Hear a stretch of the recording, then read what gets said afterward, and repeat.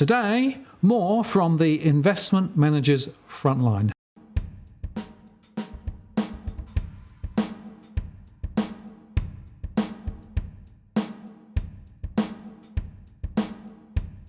Hello again, it's Martin North from Digital Finance Analytics. And in today's post, I'm joined again by Tony from Alto Capital. Hello, Tony. Hey, Martin. Pleasure to be here as always. Great to see you again. Your last discussion that we put out a few weeks ago had a huge response, so appreciate your time once again. And I think it's a really interesting time to have a discussion more broadly, not just on property, but thinking about the whole question of, in this volatile market, how should we be thinking about investment and investment strategies and, asset allocations and all of those things, right? Because I think there are a lot of people who are running around a bit scared at the moment with the volatility in the stock market, with prices in property looking as though they're going to continue to fall. And of course, you're in a perfect position to perhaps provide some insight and thoughts as to how to think about the problem. Yes, certainly. There was a bit of a weekend debate. I put up in Ireland, Jim Power and Morgan Kelly had a debate just before the Irish property market dropped 56%. And it was a case of Morgan Kelly was saying, look, it's a bubble. Jim Power put forward all the economic reasons, like the Irish economy was growing at 6%, etc. But Morgan countered that with a lot of jobs in construction, tighter lending. And we all know what happened. And I thought the likes of Peter Switzer should take a look at that debate, because it's exactly what's happening now in Australia. Yep. And he rightfully had a crack at me that I'm no expert on property prices, but I'll argue that from my research in writing a book on speculation and dealing with 500 plus clients during the dot-com bubble and every bubble since, that I'm not quite an expert, but I'm qualified on bubbles. And that's what this is. So you could have a bubble on marijuana, milk powder, battery metals, hypercolour shirts, stonewashed jeans. I mean, you look what happened to fidget spinners, they're now bottom shelf, and I'm sure there's lots of speculators with containers full of fidget spinners. So a bubble's a bubble, Martin. So Tony, when you say a bubble, let's just be clear on what you mean, right?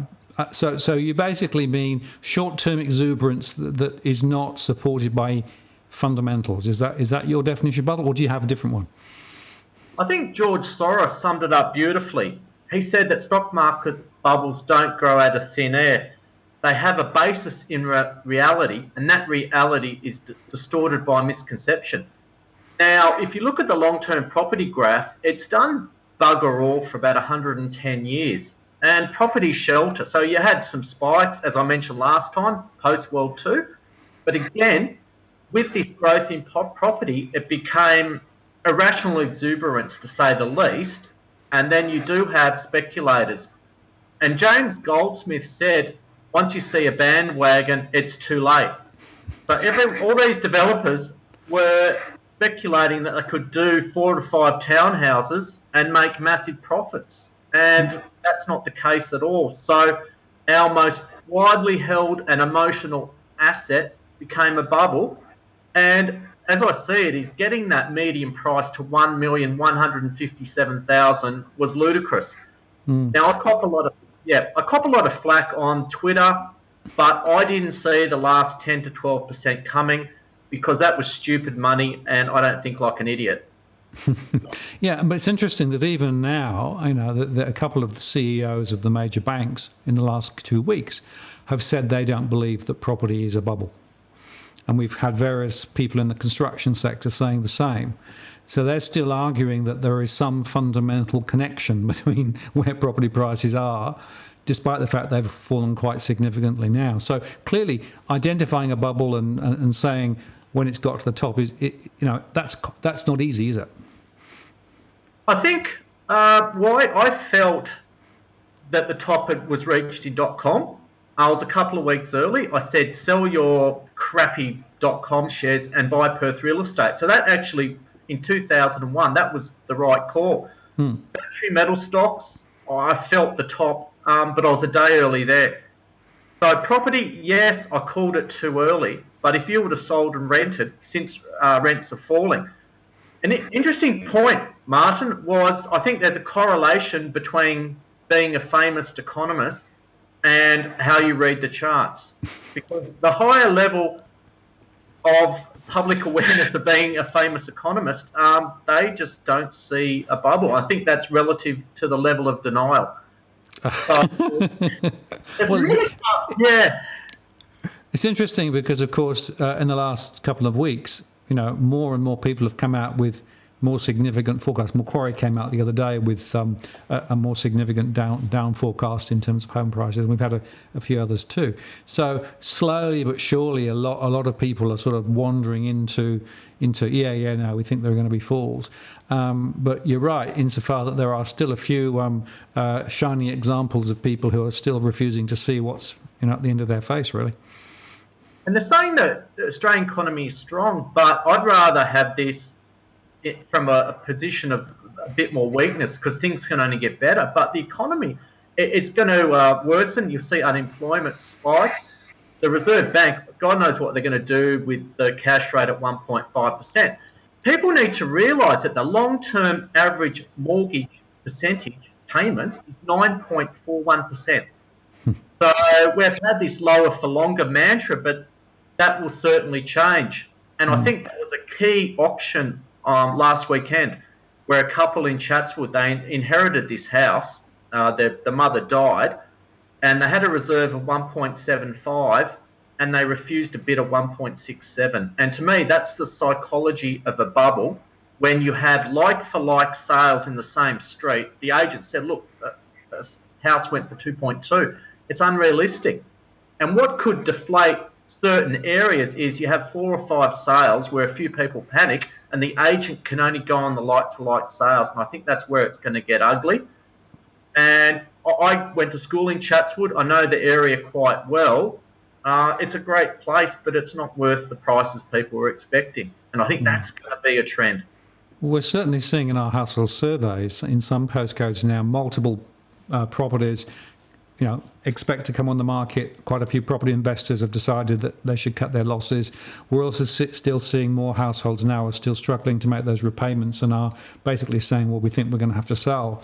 So I think in some postcodes we are going to see more supply. And in fact, if you look at the trends, Edwin highlighted that the other day, the number of properties coming onto the market continue to rise, despite the fact that the clearance rates continue to go down and the stock therefore is increasing. So that tells you something. I'll ask you a couple of specific questions. I've had a couple of people, and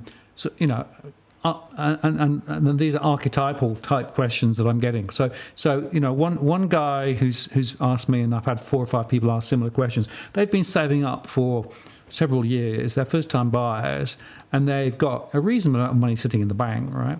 But they're sort of scratching their head about, well, things have slid. Is it time to go into the market now, or is it time to hold and wait? And that's not an easy conversation. What's your perspective in terms of in that scenario as a first-time buyer? What should they be thinking about at the moment? Well, it's all about risk reward. I look at where we are in the market, and does the upside justify the downside risk? And I still see 30 to 40% downside and no growth. So if you've saved up $100,000 and you buy a house for $960 and it drops to $750, that's a wipeout. Yep. So one of the things is that credit determines house prices and wages determine rents. So I think renting is an attractive option. I'd suggest that couple leave some money in the bank. Now, I'm a bit controversial. In late 2014, I told viewers on Sky Business to sell all your bank stocks and buy gold producers that pay dividends. And I was virtually laughed off that program. So I was a keynote speaker at a gold conference. I spoke to the Perth Mint, and you can actually take out a depository account for miners where you can dollar cost average gold and silver. The way I see it is I think silver's probably the best bet. So you can have your money in cash, or you can start to build some wealth by dollar cost averaging silver or gold. I think platinum's cheap. I haven't checked the platinum price for a while, but Sprott, who are a well-regarded fund manager, are saying that platinum's cheap. So I think now you have to look at alternate assets outside of building a block of units in outer Western Sydney and hoping to sell them at a profit. And I think that there's no shame in renting. We've all had to rent. Admittedly, you can't put artwork up or have a dog over 10 kilos in some places. Well, the idea is get your dog to lose some weight. But why would you risk all that saving, Martin? All that saving? I don't get it. And I think you hit a very important point, right? So, if you've got a deposit, let's say you've got a 20% deposit, right, and you use that to go get a mortgage, if prices drop 20%, you're wiped out. All of that equity that you built, all those savings disappear because effectively the bank still, you owe the bank the same amount, except that the asset values drop. So effectively you are taking all of the marginal risk in a falling market. Therefore, unless you are confident that the prices are going to be level or going up, you wouldn't do that because effectively you're going to lose so much. Yeah. And that's what people I think sometimes fail to remember, right? So it's not an equal balance between the bank and the borrower. Effectively, the bank's protected by the equity between the amount that you actually put in by way of deposit and the amount of loan you have. But that deposit is fully at risk in a falling market. Again, plus you've got stamp duty. And people, when they say, I bought a house for this much and sold it for this much, it's like the size of the fish they caught. It's always bigger. No one is honest about the true costs of owning a property. You've got rates, you've got maintenance. It just eats into the costs. So, interestingly, I've been to a few home opens in Perth, and I walked into a house about 6 kilometres from the city. Probably 8, fairly close to the beach and a major shopping centre. And I walked in, I said, this is way too cheap. And the owner paid $660,000 for it 5 years ago in Perth, and he's now going to sell at $100,000 loss. And I look at a beautiful house in a suburb with $800,000 to $1 million houses, and this is trading, well, it's going to go for half that. So I think the message is to young buyers, forget Sydney because you're going to have to go out to Penrith. I don't think it's part of Sydney, to be honest. You're way out. Why don't you look, as I said in the last interview, look towards Adelaide or Perth, even as an investment, realising that there still could be 5 to 10% downside in Perth. Yeah, and that's important. I think people have sort of keep saying, Perth is going to be up sometime, but in fact sideways or down is probably right. The other sort of conversation I've heard 4 or 5 people ask me this. So these are older households, more established households. In every case, they've got 2 or 3 investment properties. They've got a small mortgage on their existing property. They're in the mid-50s. They're beginning to think about moving into retirement. And now they're getting a little bit worried about these investment properties because, one, there's no capital appreciation. In fact, the value is going down. Secondly, the rental returns are not covering the costs of the finance on the property. And thirdly, they're worried about the labour and what they might do to negative gearing and those sorts of things. So what's your thoughts there in terms of portfolio property investor? In this current market, is it time to reappraise, do you think? Well, I think the fear of the Labor government is actually worse than the result. The fear of actually having one. So I think they're talking about having it grandfathered in, and they'd be crazy. But as we get closer to the election, and if you look at the odds on Sportsbet, I'd say a lot of people are going to start to get nervous. I think, Barton, what we've done is clearly, I think, reasonably outline a 30 to 40% downside scenario with a period of, I think it's going to flatline with little or no growth. So again, looking at the risk reward, and I don't think people want to be working till they're 80 now. So I'd definitely be considering at cutting some of those properties and lessening the exposure to an asset class where I think 100% of the risk is to the downside.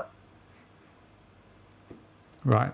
So, and people have sort of perhaps invested for a few years and have got a little bit of capital sitting in that because of the growth that's been there. In Sydney it's been up 30-40%, but it's now looking as it could reverse.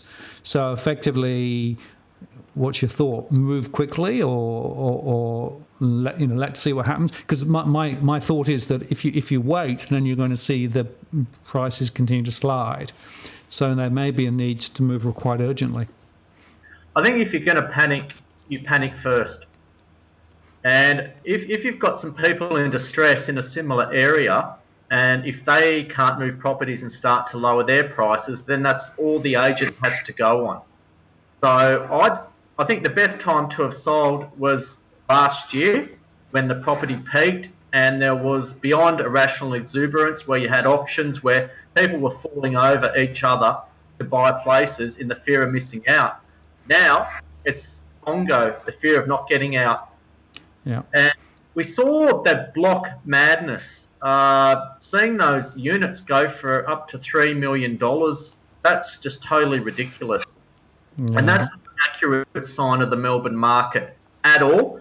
I'm in regular contact with one of the most experienced real estate agents in Melbourne, and he's telling me it's an absolute bloodbath. And even if you drop properties $50,000 to $100,000, you're getting no bites at all. Yep.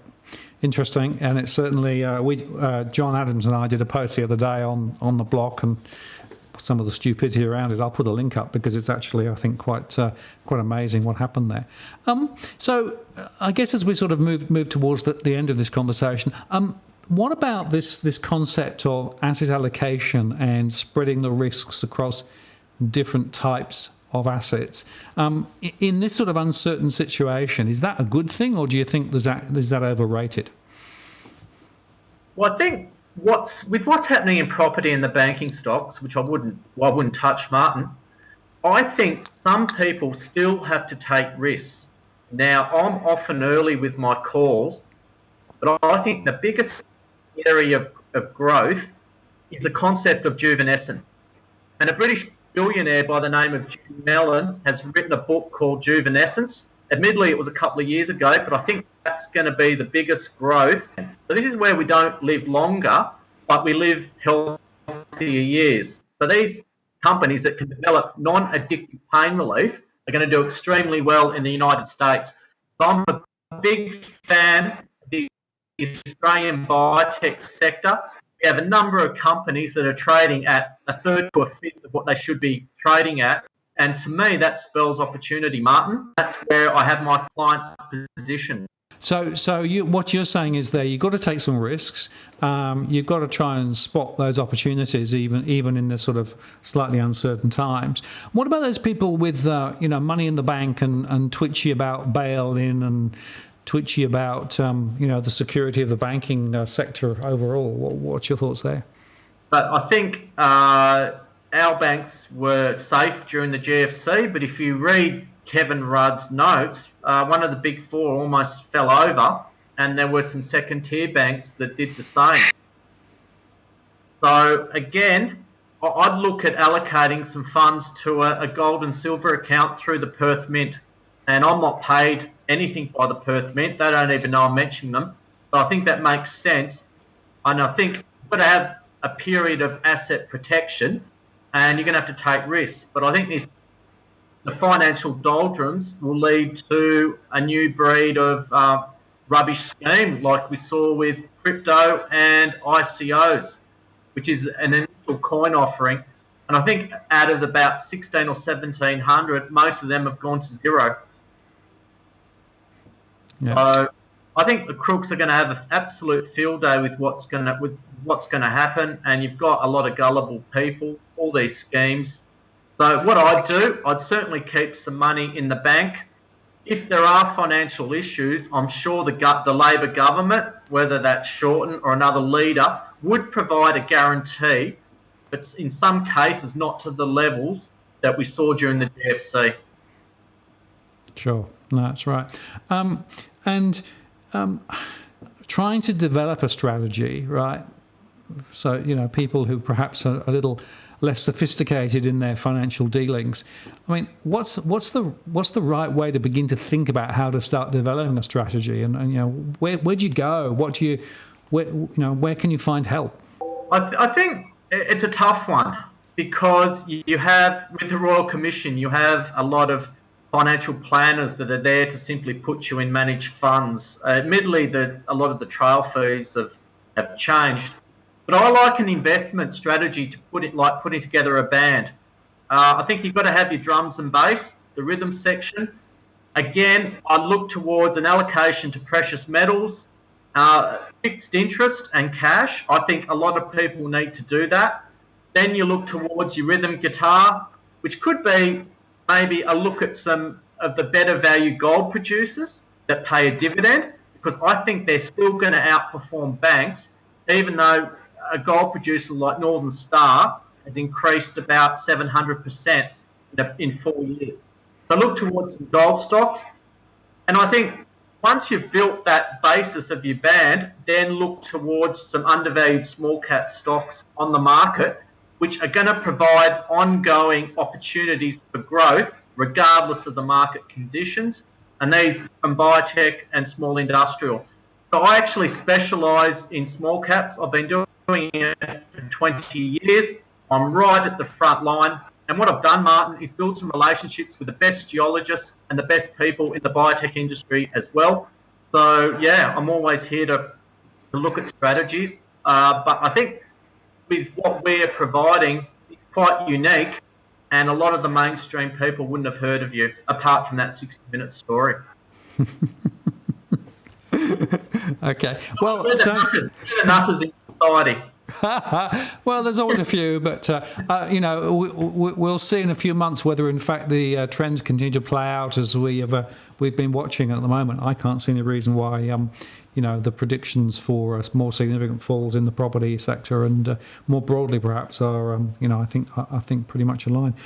Tony, that's been really interesting, and I appreciate your time. The line's a little bit wobbly over to Perth. I'm not sure why, because this end is high-speed NBM all the way, so I'm not sure. But anyway, it's so there's a couple of little breakouts that I'll need to edit out. But nevertheless, really interesting. Thank you, and your perspective is certainly unique and different, and I think very helpful to people. So I appreciate your time, and perhaps we can catch up again and have another bite at this as things develop. Absolutely. Tony, thank you very much. I really appreciate your time. So there you have it, some thoughts direct from the investment manager's front line. I'm Martin North from Digital Finance Analytics. Many thanks for watching, and I'll see you next time.